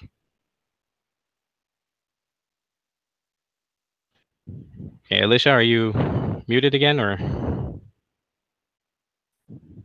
Yes, sorry. We ready for the second part of the question, or did you get to all of it? I think we got to all of it. Okay.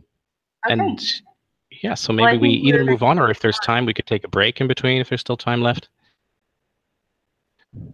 I think we're How are ready we to doing? move on. If everybody Yeah. wants to take a break, though, we can pause for 2 minutes. No, we can move on for now. Then we can take a longer break a little later. Okay. Okay. So the next section we want to discuss is the brain mapping section, and this is led by one of our team members who would like to remain anonymous. We're calling him John Doe. John, whenever you're ready.